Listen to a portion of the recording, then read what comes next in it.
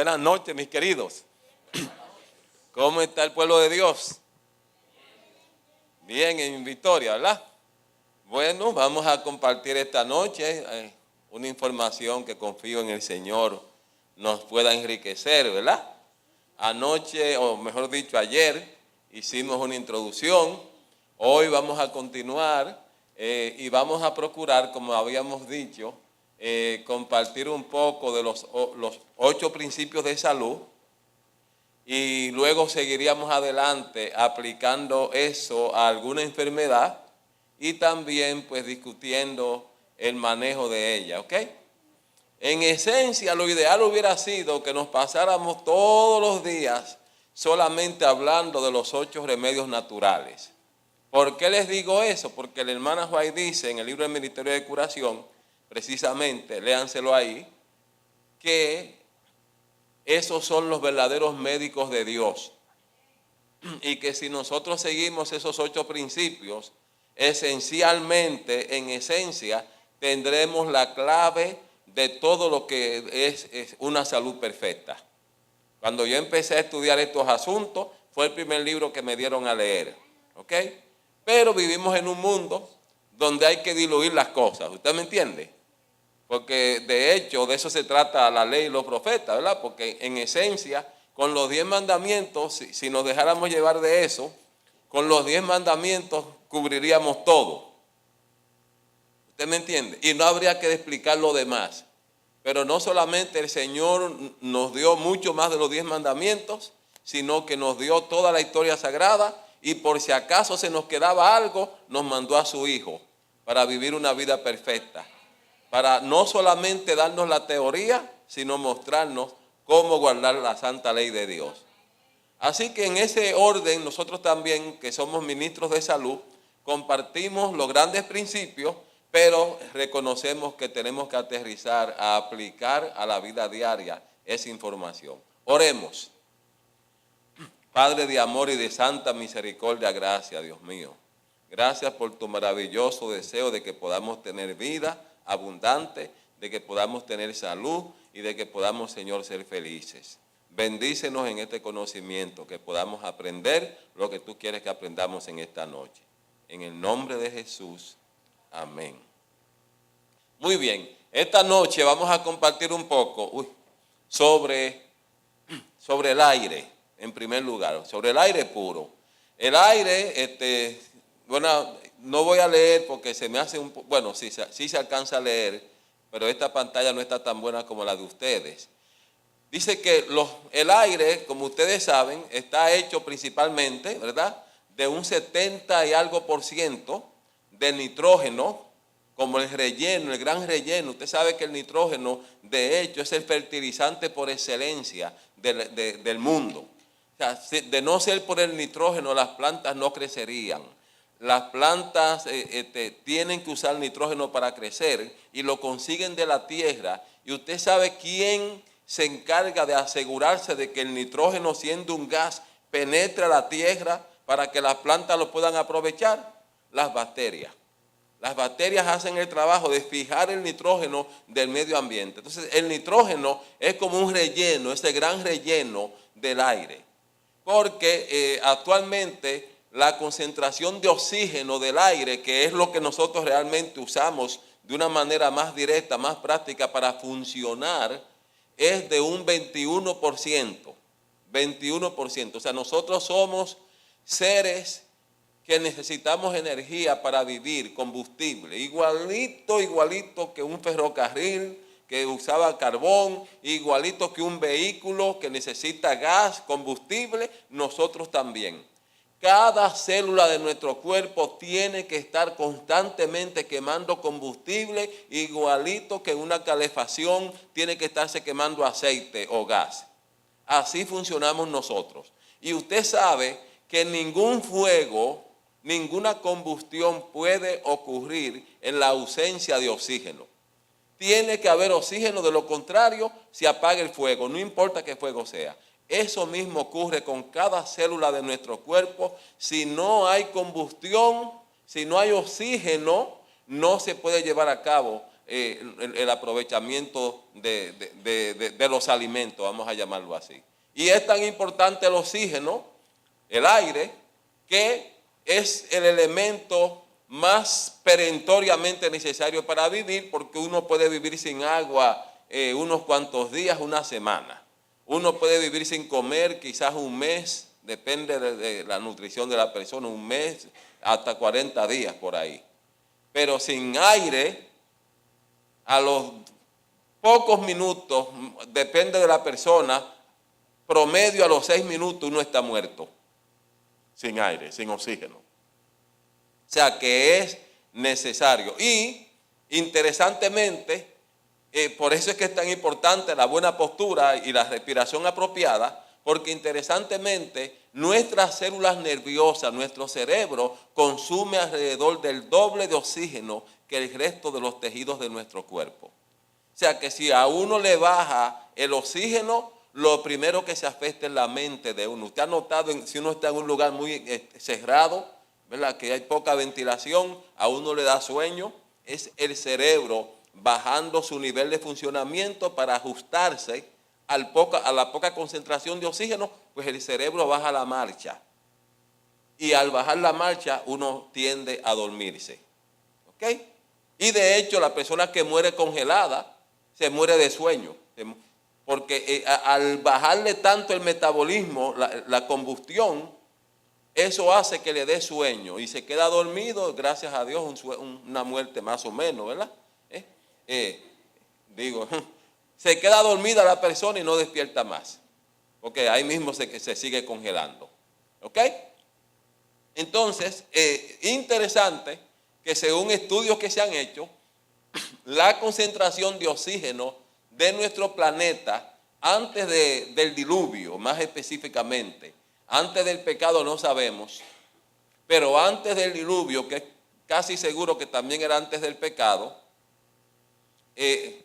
antes del diluvio la concentración de oxígeno de la atmósfera era 50% mayor que ahora. ¿Qué significa eso? Bueno, que si la concentración de oxígeno del medio ambiente es ahora de 21%, la concentración en los días de Noé era de alrededor de 30%, la concentración del oxígeno.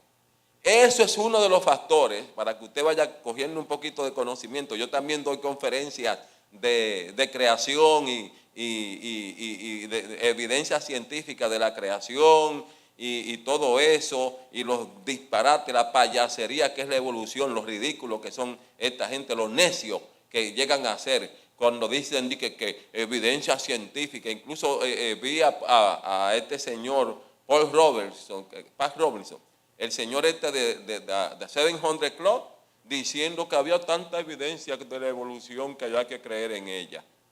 Un profesor cristiano. ¿Ah? Y el Papa también dijo que la evolución es real. O sea, bueno, hasta ahí puede llegar el hombre cuando rechaza la palabra de Dios, no hay límite. Hasta dónde puede llegar, porque la palabra del Señor es lo único que protege nuestra mente de que no nos pase lo que dice en Romanos capítulo 1, que profesando ser sabios nos convirtamos en necios. Y el principio de la sabiduría es el temor de Dios. Primero yo creo en Dios, yo confío en Él y pongo mi confianza en Él, y luego Él dice, enseñará a los humildes sus caminos. Él va a enseñarme lo correcto cuando yo doy el paso de fe de creer en Él, de creerle. Confiar en Él primero es el primer paso al verdadero conocimiento en todas las áreas de la vida, especialmente en lo que nos ocupa esta noche, en lo que se trata del conocimiento científico. Usted no puede llegar a ser verdadero científico si usted no tiene como su centro a Dios. ¿Ok? Y de entre todas esas cosas que los criterios, ustedes saben que permitían que Noé y su familia, o los antediluvianos, tuvieran una longevidad tan larga como las que tenían, es muy interesante porque hay varios criterios que yo, de lo poquito que yo he aprendido, por lo que Noé y los antediluvianos vivían un promedio de 900 años. ¿Ok? Varios criterios, apréndanselo. Uno de ellos es la concentración de oxígeno, ya que lo mencioné. al tener una mayor concentración de oxígeno, su combustión, su vitalidad general, su fotosíntesis, su ciclo de Krebs era mucho más acelerado, más eficiente. No es lo mismo un combustible, ¿verdad? Un vehículo de alto rendimiento, porque va a tener un caballaje más fuerte, ¿verdad? El motor de ellos era más potente, porque tenían mejor oxigenación, ¿ok? Usted nota, los que saben algo de mecánica, que cuando usted quiere alterarle el motor a un carro, para que sea hacerlo de carrera, ¿qué usted hace? Le tiene que abrir las válvulas, ¿verdad? O limarle incluso, para que si tiene la boca de este tamaño, ponérsela así, para que pueda tener mayor rendimiento. Pues eso pasaba con los antediluvianos. Otro criterio por lo que los antediluvianos tenían mayor vida era que la tierra no había sido vuelta a maldecir. La tierra había sido ya maldecida 2 veces. Fue maldecida por nosotros pecar, fue maldecida por el asesinato de Abel, pero a pesar de eso, usted lee en el Patriarcas y Profetas, la tierra era casi edénica, casi como el Edén.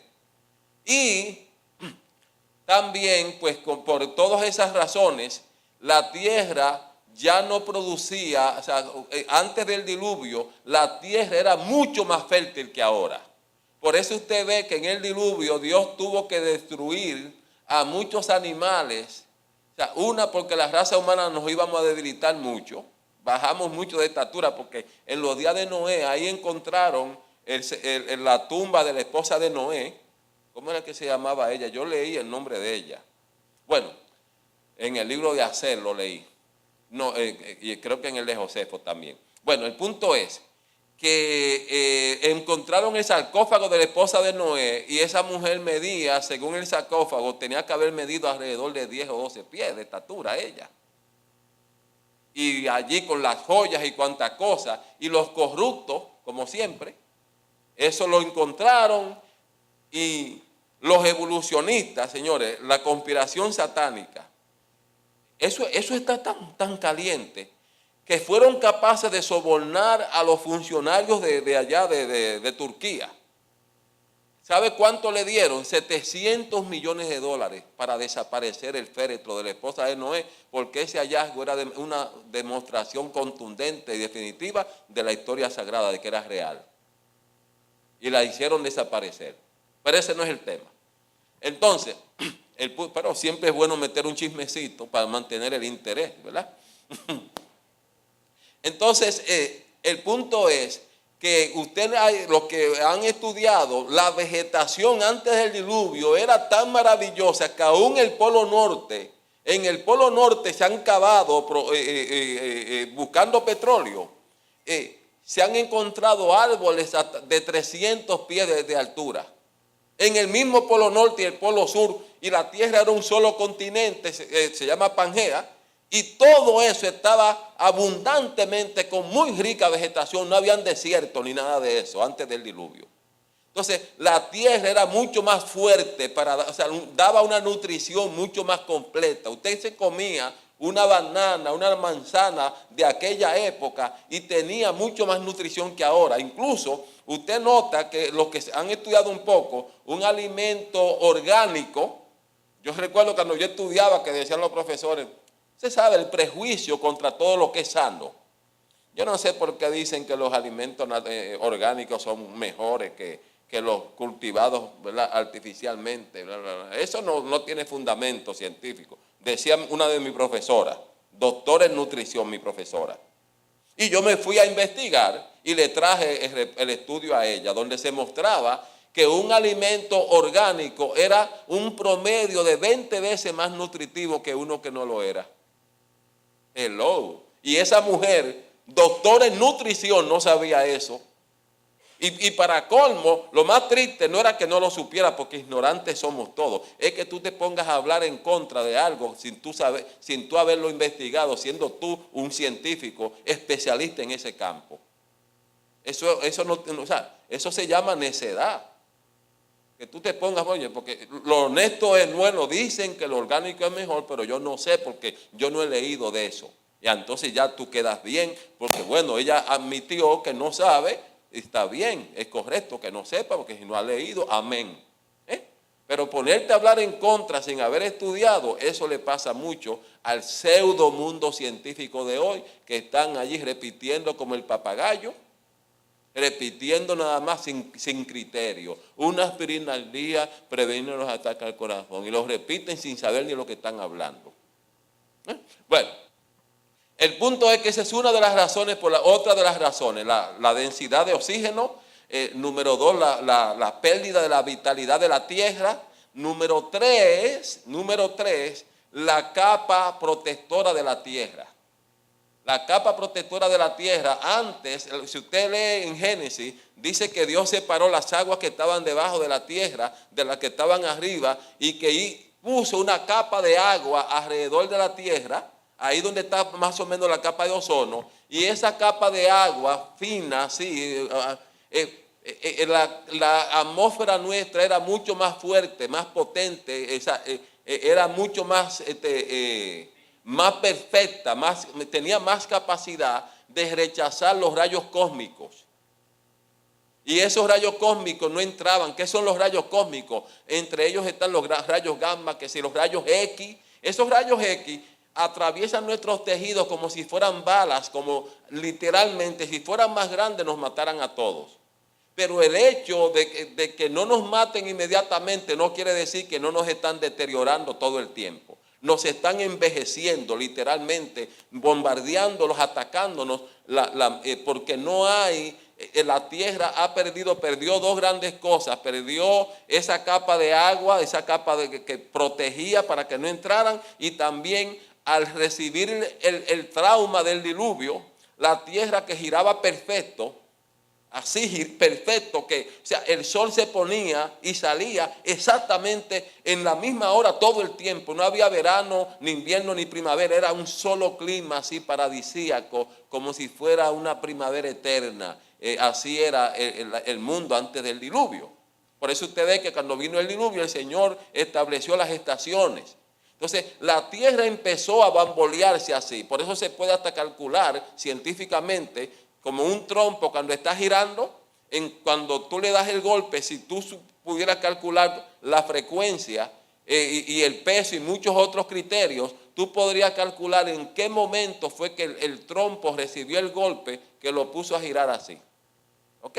Conociendo cómo funciona el peso de él, etcétera. Muchos criterios que quizás se necesite un matemático o un físico un par de días tirando números, pero se puede. ¿Ok? Entonces, la tierra que giraba perfecto empezó a girar así. Y al girar así, ya no gira con la misma intensidad que giraba antes, y por eso el campo magnético de la tierra se ha debilitado. Y ese campo magnético también nos protege de los rayos cósmicos, y al no protegernos tan eficazmente, obviamente también por eso envejecemos más rápido. Y el último, de lo poquito que he investigado, el último gran criterio, que lo dejé para último en ese sentido, porque me parece que es el más impactante de todos, es la ingesta de carne. La ingesta de carne. Antes del diluvio, ninguno de los descendientes de Adán, del linaje santo, los pecadores siempre han pecado y han hecho las cosas como le ha dado la gana sin tener en cuenta a Dios. ¿Ok? Pero el linaje santo, llámese Adán, Set, ahí Matusalén, Noé, etcétera, ninguna de esa gente comían carne. ¿Por qué no comían carne? Porque no era parte de la dieta que Dios le había dado al hombre. No era parte del menú. Dios, cuando Adán y Eva fueron creados, lo primero que Dios les dijo fue, bueno, ¿y qué comemos, verdad? Bueno, mira, he aquí que toda planta que da semilla os será para comer. O sea, Dios le dio la fruta y la semilla. Eso era lo que comía el hombre, como un pajarito. ¿Ok? Eso era lo que comían Adán y Eva, y no se les ocurría siquiera, no les pasaba por la mente comer vegetales, lechuga, nada de eso. Bueno, no sé del tomate, pero lechuga, ni repollo, ni col, tanto que me gusta a mí el brócoli, y Adán y Eva no comían brócoli. ¿Por qué? Porque no era parte del menú. Dios nunca le había dicho a ellos que ellos podían comer eso. Y como no Dios no le había dicho eso, era para comérselo las vacas y lo demás. Ahora, cuando pecamos, nuestras necesidades variaron. Y por eso el Señor, en su misericordia, por amor, porque es loco con nosotros, añadió los vegetales a nuestra dieta. Y por eso usted ve que dice la Escritura, espinos y cardos te producirá la tierra y comerás plantas del campo. Dios alteró nuestro menú en armonía con nuestras nuevas necesidades. Pero dice en el Espíritu de Profecía que Dios no vio bueno que el hombre siguiera viviendo tantos años. Dice que no era, que 900 años no eran necesarios para que un hombre, básicamente, parafraseándolo yo, para que un hombre o una mujer pudieran tomar su decisión si iban a ser cristianos o no, si iban a aceptar el plan de salvación o no. Y por eso Dios se propuso acortar la vida del hombre, aún más de lo que ya la naturaleza lo estaba haciendo, y por eso autorizó al hombre a que comiera carne, la incluyó en el menú. ¿Por qué la carne es tan? Bueno, ese no es el tema, caramba, este doctor siempre se habla. Eso es lo malo de tener mucho conocimiento, que tú tienes que tener cuidado para cuando vas a hablar de un tema. Pero tenemos virtualmente toda una semana disponible. Y si no lo digo ahora, lo voy a decir otro día, así que anyway. El punto es, ¿por qué la carne es tan extremadamente dañina para nosotros? Miren, no voy a hablar de ningún otro tema, como quien dice, de ningún otro criterio. Pero yo nada más quiero que usted entienda uno esta noche. Ese criterio es que nuestro cuerpo no está diseñado para ingerir proteína. Por ahí hay muchos ignorantes, da asco que a estas alturas, en pleno siglo XXI, cuando hemos logrado como raza, que hasta ir a la luna, y nos pasamos hablando tantas, que todavía hayan hasta médicos y nutricionistas y fisicoculturistas diciendo que hay que comer proteína, que la proteína es importante para echar músculo, porque ellos razonan como razonan los animales. Con todo respeto, sin ánimo de ofender, ¿usted me entiende? Porque los animales, por eso es que le digo a usted, gracias mi querida, por eso es que le digo que tenemos que poner en el centro al Señor, porque si no, siempre vamos a cometer errores garrafales. Ellos razonan, tiene lógica. Es que, bueno, si los músculos están hechos de proteína y yo quiero echar mucho músculo, ¿qué se supone que yo coma mucho? Pues mucha proteína, ¿verdad que tiene sentido? Tiene lógica, pero mire qué es lo que pasa. Que la proteína, el cuerpo nuestro no la acepta a menos que la fabrique Él. ¿Usted me está entendiendo? Por eso es que usted ve que el cuerpo suyo no acepta un riñón de otra persona. Para que a usted le puedan poner el riñón, el hígado de otro individuo, tienen que hacer tipificación, cruce, estudio de histocompatibilidad, bla, bla, bla, bla, bla, bla, bla. Y después de todos esos estudios, a ver si no los rechaza. Porque todavía, todo sea positivo, tienen que intentar ponérselo, rezar para que no vaya a coger una infección, orar para que no lo vaya a rechazar.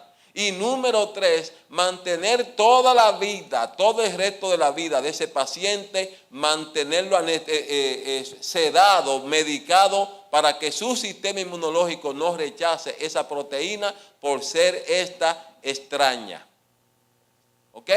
Usted se está dando cuenta, toda la vida hay que mantener la alarma de fuego o la alarma detectora de humo que hubiera detectado que una proteína extraña estaba en mi cuerpo para que la rechazara el sistema inmunológico. Toda la vida de esa persona tienen que mantener su sistema inmunológico anestesiado, medicada a la persona. Y todo porque hay una proteína extraña que no la fabricó la persona en base a su propio ADN. La única proteína que nuestro cuerpo acepta es la que viene del ADN. Por eso vino la gran confusión de los necios. Porque el necio dice, en los alimentos vegetarianos no hay proteína porque yo no la veo. Pero Dios dice, en los alimentos vegetarianos está todo lo que el hombre necesita para vivir. Entonces la ciencia dice, se necesita proteína.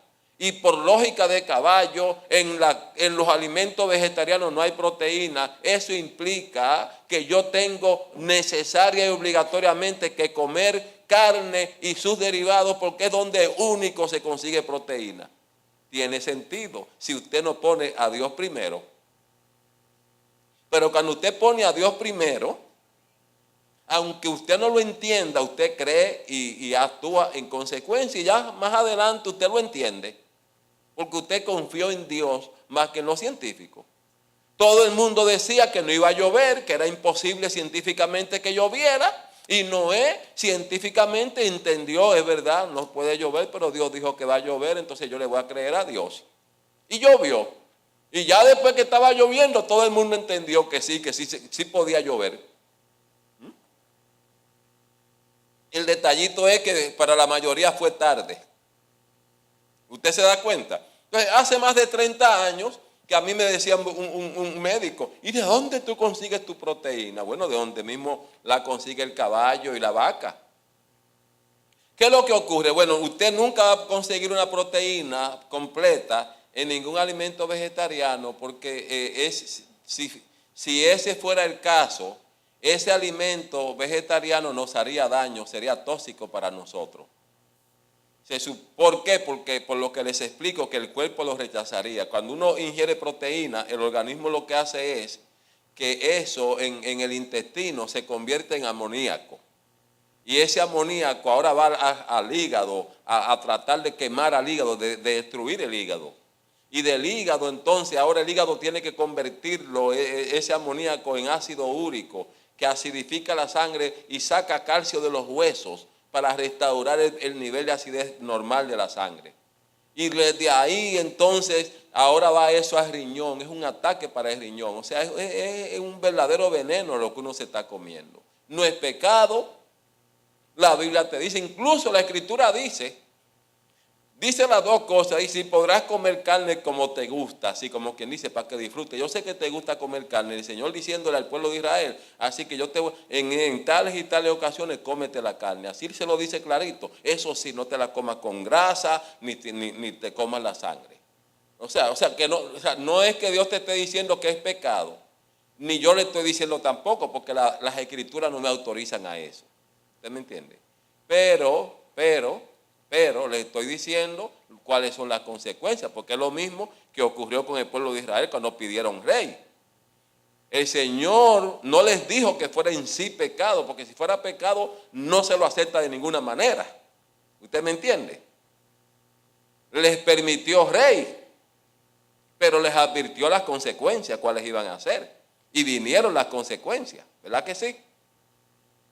Eso mismo nos está diciendo a nosotros. Oye, hijo mío, no es pecado que comas carne, tendrás circunstancias donde comerás carne. Mire el mismo caso de Elías, allí comiendo carne, ¿verdad? Que le llevaban, los mismos cuervos le llevaban carne. ¿Usted me entiende? Pero nosotros, mi deber es compartir con usted los principios para que usted, por la gracia del Señor, use su inteligencia. En el momento que a usted lo domina un hábito o un apetito, usted ya sabe que Satanás está controlando su vida. Hermano, si para usted dejar la carne es algo que es que no puedo vivir sin ella, hay problemas muy serios. Porque precisamente eso significaría que usted estaría muy dispuesto a abandonar su fe si se le sometiera a quedarse sin comida. Y el Espíritu de Profecía dice que para la crisis que viene sobre el mundo, nosotros necesitamos tener una fe suficiente para que soporte el cansancio, la demora y el hambre. Si a mí me va a estar dominando el apetito, me va a dominar el hambre, es que tengo mucha hambre, no aguanto, es que me pongo nervioso. Hermano, ¿qué pasó? ¿Qué pasó, mi querido? ¿Qué pasa? Hello, something's wrong around here. Algo anda mal. ¿Okay? Pero déjame dejar eso porque se supone que iba a hablar del aire. Y mira cuántas vueltas he dado, bendito, como dirían en Puerto Rico. El punto es que en ninguna planta usted va a conseguir proteína completa, porque lo que usted va a encontrar en los granos, las semillas, los vegetales, es los ingredientes para facilitar que tu cuerpo pueda fabricar su propia proteína con tu propia marca de fábrica, codificada por tu propio ADN, de modo que no resulte tóxica para ti. Alabado sea el nombre del Señor. Qué lindo, ¿verdad? Qué sabio es el Señor. Garantizado que no hay efectos tóxicos porque la fabricaste tú mismo.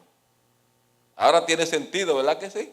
Tiene sentido, por eso cuando se confunden los científicos, pero es que se necesita la proteína y en los vegetales no hay. ¿Y qué hago? Creerle a Dios en lo que lo entiendo. ¿Verdad que sí? Entonces vamos rapiditos aquí, eso no lo voy a compartir porque eso son cosas científicas que no tienen que ver con nosotros. Bueno, y esto ya lo discutimos también.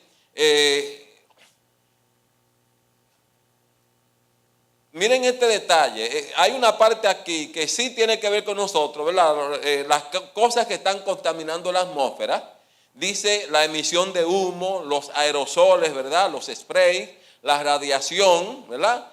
Y el punto que yo quiero enfatizar, porque nadie más se lo va a decir a ustedes, es la cría de animales. Usted sabía que la cría de animales es el principal factor que está dañando el medio ambiente, que está dañando el oxígeno. Miren, la cría de animales, de vacas, pollo y todo eso, arroja al medio ambiente una sustancia, ¿cómo es que se llama? De óxido nitroso, no exactamente óxido nitroso, pero es un nitrito. Ese nitrito que lo arroja al medio ambiente, o sulfito, por ahí anda el nombre. Lo que yo quiero que usted note es que usted sabe qué efecto invernadero tiene esa sustancia que se produce en los criaderos de animales. Sobre 10 veces más potente que el monóxido de carbono. Incluso leía yo en un estudio donde menos se podía imaginar uno que se iba a encontrar ese tipo de información en la revista Forbes, que es una revista de economía y de finanzas. En la revista Forbes leía yo que la cría de vacas y pollos están contaminando el medio ambiente más que todos los aviones, camiones y vehículos juntos. ¿Ok?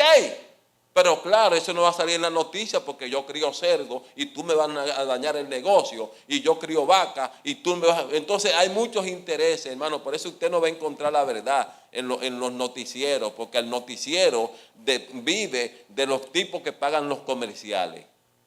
Y si yo vendo café y te estoy financiando a ti tu programa, no es verdad que tú te vas a atrever a hablar mal del café, porque ¿qué voy a hacer yo? Te voy a quitar mi sponsorship. Eso es así. Vivimos en un mundo donde todo el mundo está sujeto. Qué bueno que el Hijo de Dios murió, vino a la tierra para que podamos tener vida abundante y que podamos ser libres conociendo la verdad. ¿Ok? Entonces, vamos a tratar de hablar un poco del asma, porque fue una de las enfermedades que nos pidieron. Gracias a Dios, a pesar de lo largo de la vuelta que hemos dado, aterrizamos un poco. El asma, mis queridos. Miren ustedes aquí estos dos bronquios. Miren el de arriba. El asma se define. El asma básicamente es considerada una enfermedad alérgica. Se le considera una enfermedad alérgica. Y note usted lo que ocurre con el asmático. El asmático tiene una situación, tienen varias cosas que le ocurren al asmático. Número uno, por tener un desbalance de calcio y de magnesio, todo el tiempo sus músculos lisos de sus bronquios tienden a estar un poco como contraídos, como tensos. ¿Ok? Eso significa que el espacio de su bronquio es normalmente menor del que estaría porque está todo el tiempo como cuando tú estás como contrañido. Número dos, el asmático tiende a tener las paredes de sus bronquios, mírenlo ahí, inflamadas. Vamos a hablar un poco de la inflamación más adelante. E incluso vamos a seguir hablando de la inflamación prácticamente todas las noches desde diferentes ópticas, ¿ok? Entonces, el paciente tiene los bronquios inflamados y de momento, por estar inflamado, como cuando tú tienes sinusitis, la palabra sinusitis, ese término itis significa inflamación, itis. Entonces, el asmático tiene los bronquios inflamados y donde quiera que haya inflamación, como cuando tú tienes inflamación de las vías superiores de una sinusitis, por ejemplo, tú vas a estar moqueando mucho. ¿Por qué? Porque al tener esa área irritada, el cuerpo tuyo va a producir más de lo normal del líquido que siempre produce. ¿Están entendiendo? O sea, por ejemplo, tú tienes una irritación en los ojos, una conjuntivitis, y tú vas a estar lagrimeando porque el ojo, en su deseo o esfuerzo por protegerse, por repararse, produce más lágrimas de lo normal, que se va a condensar y se va a convertir en lagaña. Una mujer con una infección vaginal va a tener un flujo porque sus órganos, buscando protegerse y defenderse, produce más flujo de lo más líquido que el líquido normal que produce para mantenerse húmedo de lo normal. Y así repetidamente en todo nuestro organismo funcionamos así. Entonces, en el caso del asmático, la cosa llega a un colmo cuando de un momento a otro, ese bronquio que ya estaba estrecho por todo lo que he mencionado, llega el líquido a tapar completamente el paso del aire y ahí la persona desarrolla el ataque de asma. Mírenlo aquí también ilustrado, el bronquio normal y el bronquio del asmático. Y miren cómo están los músculos acá en ese tipo de pantalla. Miren los músculos, ¿verdad? Eso que se le ve como enredado alrededor. Los músculos del bronquio normal, ¿cómo están? Y cómo el músculo del bronquio asmático están como cuando tú estás tratando de ahorcar a alguien. ¿Ok? Y mírenlo aquí otra vez, ahí se ve la flema, la excesiva producción de mucosidad o de moco. Ese moco es lo que termina de ponerle la gota que derrama el vaso cuando la persona cae con el ataque de asma, que hay que correr con él para el hospital. ¿Ok? Y miren aquí los factores que agudizan el ataque de asma, que lo agudizan o lo provocan. O sea, hay un mal concepto en esto, porque la gente cree que, por ejemplo, yo soy alérgico al pelo del gato, y entonces a mí el pelo del gato me da asma. No, señor, yo tengo un desorden. No hay ningún problema con el pelo del gato. No, que a mí el maní, el cacahuate me da asma. Yo soy alérgico a la mantequilla de maní, yo soy alérgico a las nueces, no. No diga que la nuez es mala, tú eres quien tiene un problema. ¿Está copiando? Entonces tenemos que caerle atrás a ver cómo con la bendición de Dios logramos superar el problema en vez de echarle la culpa a quien no la tiene. No sea que nos pase como en la Edad Media, que vino, creo que fue una de las pestes que vino, la muerte negra o la peste bubónica, que concluyeron que era culpa de los gatos y empezaron a matar los gatos. Y después que habían matado a casi todos los gatos, descubrieron que eran los ratones.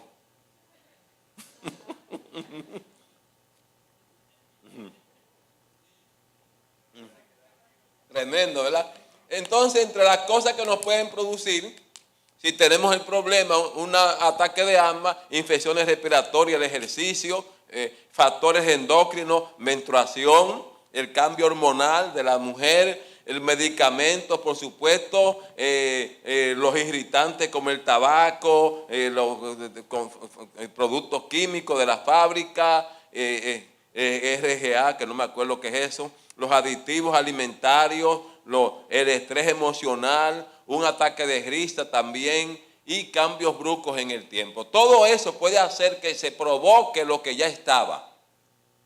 Si la persona, ese bronquio, por ejemplo, estuviera así, como se ve este bronquio ancho, aunque produjera un poco de flema por cualquiera de esas circunstancias que mencionamos, no le daría un ataque de asma, ¿verdad que no? Porque le quedaría suficiente espacio por donde pase el aire para que la persona virtualmente ni se entere de que esa cuestión lo irritó. ¿Ok? Entonces, causas del asma. Estas son las verdaderas causas del asma. Yo puse causas. ¿Usted sabe por qué? Porque en esencia, la verdadera causa del asma, la gran causa única del asma, sería un desorden del sistema inmunológico de la persona. Esa es la verdadera causa del asma. Pero eso lo hemos simplificado en varias otras causas como por sencillez. Entonces, número 1, fallo del sistema inmunológico, como ya dije, y le voy a explicar en un momentico por qué. Número 2, fallo del sistema endocrino u hormonal, fallo de las hormonas de la persona, y un desorden digestivo o un desorden de su flora bacterial. Esas son las causas del asma. Pero ¿por qué yo decía que es un fallo del sistema inmunológico? Bueno, vamos a ver las diferentes causas. Creo que las tengo ahí y si no me devuelvo. Ok, vamos a ver entre las causas mencionábamos el sistema endocrino. El sistema endocrino son glándulas que nosotros tenemos en nuestro cuerpo, como tenemos las glándulas lagrimales, como tenemos las glándulas salivares, también tenemos glándulas que producen, ¿verdad?, que sí, todo tipo de sustancias. En este caso que nos ocupa, ese dibujo que está ahí es de los riñones, esos son los riñones. Y encima de los riñones tenemos unas glándulas que ustedes la ven ahí de amarillo. Esas glándulas se les conoce como las glándulas suprarrenales, que literalmente significa encima de los riñones. Eso es lo que significa. Entonces, esas glándulas tienen una función extraordinaria, porque esas glándulas tan maravillosas tienen la función de ser válvulas de emergencia en nuestro cuerpo, generadores de emergencia. Virtualmente son las glándulas para resolver todo tipo de emergencia en tu cuerpo. Todo tipo de emergencia. O sea, por ejemplo, tú te ves en un apuro que viene un camión para encima de ti y de repente se te olvida el bastón y pegas un brinco y corres y te salvas tu vida. ¿Y de dónde vino la energía y la agilidad para evitar el camión? De esa glándula que te produjo tal influx de adrenalina que pudiste salvar la vida. O algo, tú tocas algo que te iba a quemar y rapidito mueves inconscientemente. Y así respectivamente. Y si tú te ves en una situación así acorralado, o pelea o corre. Recuerdo el cuento que me hizo el pastor Durán de un muchacho que era, ¿verdad?, homosexual. Entonces se disfraza de mujer y usted sabe que esa gente a veces se ve más femenino que cualquier hombre. Entonces llega un hombre por allá a la barra esa donde estaban ellos y entonces cuando estaban allí todo el mundo riéndose de este hombre que era visita, un extraño en la barra y burlándose de él, y él miraba y dice, ¿por qué será que se ríen si yo estoy bailando con la mujer más bonita? Eso es envidia que me tienen. Entonces y él nota que el hombre, que la mujer esta como que se bebía el ron muy rápido y entonces lo estaba haciendo gastar mucho dinero, hasta que el hombre como que se dio cuenta de que era un hombre y fue a buscar un revólver, ya usted sabe. Y cuentan que ese muchacho, el homosexual, él no peleaba, pero ahí, a menos que tú le dijeras esa palabra mágica, vuela cerca. Porque cuentan que pudo saltar una cerca que nadie más puede saltar, del susto tan grande que se dio cuando el otro lo quería matar. Entonces eso fue por las glándulas suprarrenales, ¿ok? Entonces esa glándula, cuando nosotros nos ocurre todo el fenómeno de que nos quiere dar un ataque de asma, esa glándula se supone que produzca cortisona, ahí lo mencionamos, en inglés y en español, va a producir, miren esto, hormonas como estrógeno. Eso de que produce estrógeno es sumamente fascinante. Usted ve a las mujeres que cuando le llega la edad posmenopáusica, empiezan a experimentar todos esos calentones. Ahí caen en una trampa, mis queridas, porque si tú te vas al médico, el médico, para corregirte los calentones, te va a querer recetar estrógeno. Porque precisamente es por el bajón en el estrógeno que a ti te están dando los calentones. Pero hay un detalle. 80% de los casos de cáncer del seno vienen por la terapia de reemplazo hormonal, virtualmente o literalmente. Se puede decir que usar terapia de reemplazo hormonal causa cáncer, o sea, es la principal causa de que la mujer tenga cáncer del seno. O sea, yo preferiría el calentón a que el médico me mate. O sea, el médico es el que está causando muchos de los problemas de cáncer del seno. Y cuando hablemos de cáncer, vamos a hablar de las diferentes causas de cáncer, pero esa es una. Entonces, ¿saben qué? Esta glándula, mis queridos, cuando la mujer, esta glándula le está haciendo su trabajo apropiadamente, ¿saben la maravilla de nuestro cuerpo? Que cuando tus ovarios dejan de producir estrógeno, esta glándula kicks in, entra a funcionar para producirle a la mujer el estrógeno necesario para mantenerla estable sin que le den calentones y sin que le dé la menstruación. Qué maravilla, endógeno. Qué lindo, ¿verdad? Entonces también esta glándula va a ayudar con el cortisol, la progesterona, la aldosterona, adrenalina, noradrenalina, etc. Entonces esas sustancias, resumiéndole para ver si llegamos antes de las 9, si logramos terminar, esa glándula, en resumidas cuentas, si a usted le quisiera dar un ataque de asma, se supone que produzcan ese cóctel de químicos que van a expandir el bronquio, ¿ok?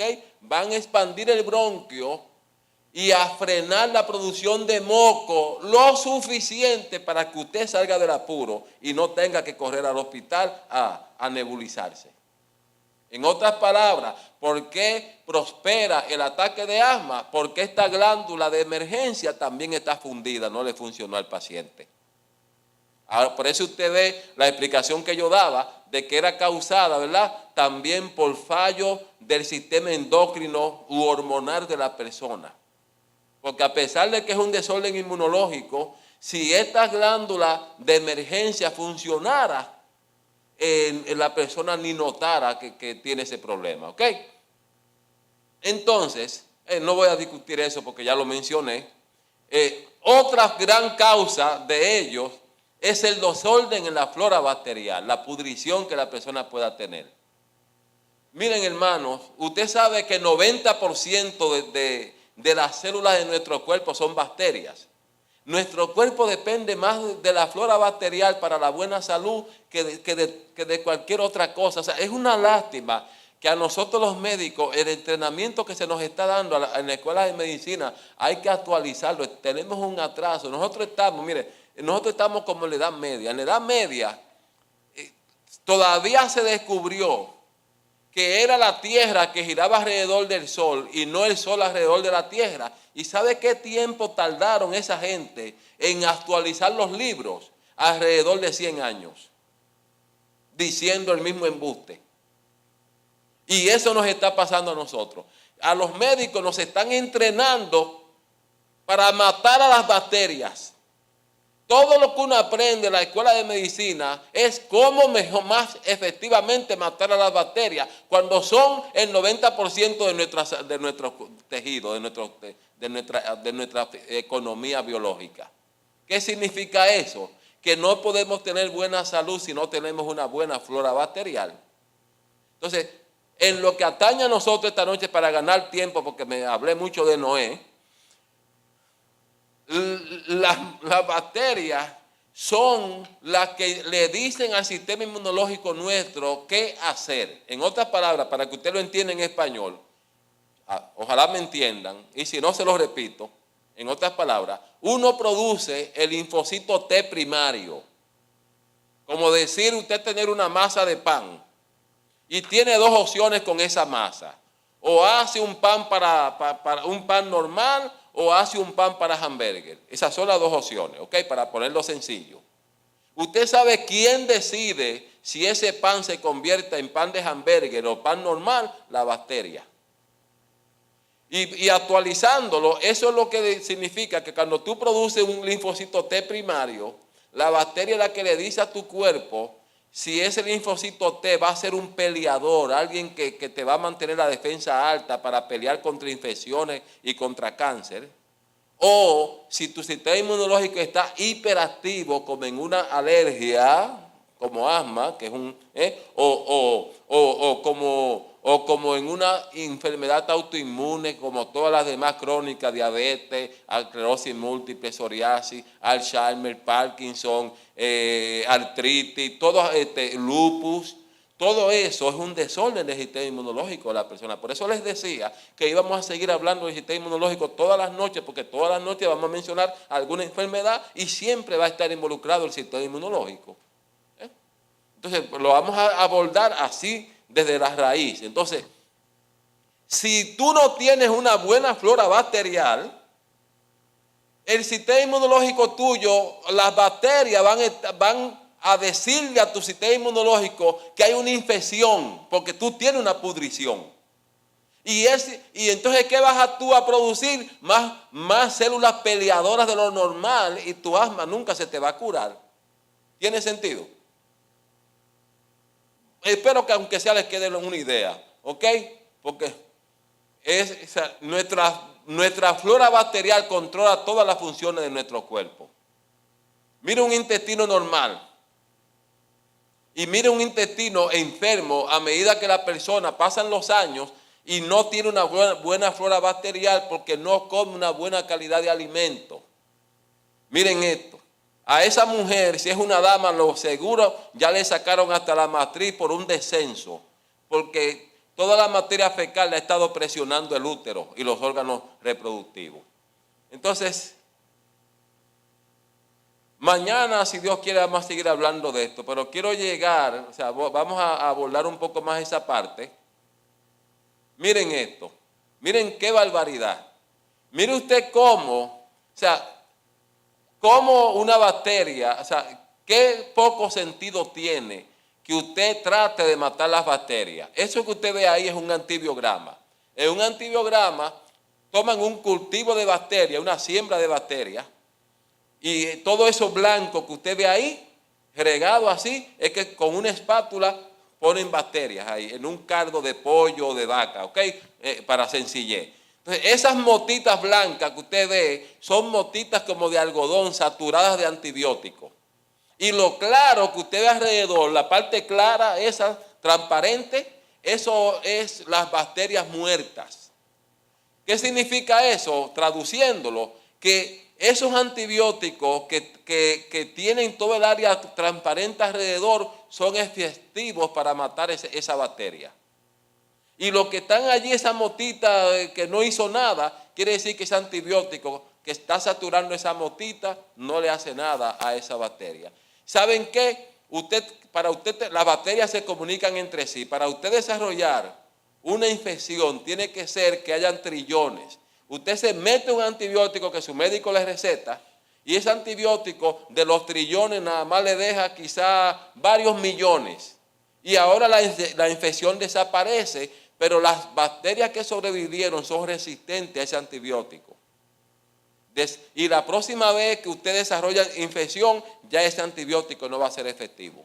Y así va a seguir ese ciclo vicioso hasta que los médicos lo van a ver a usted morirse, porque no van a tener un solo antibiótico que sirva para la infección que usted pueda tener. O sea, mañana, si Dios quiere, vamos a seguir esto y sí, creo que es mejor que lo deje ahí, porque ya el tiempo se nos acabó. Mañana vamos a continuar con esto y abordamos otro tema y no vamos a mencionar a Noé y a ninguna de esa gente. Buenas noches, mis queridos.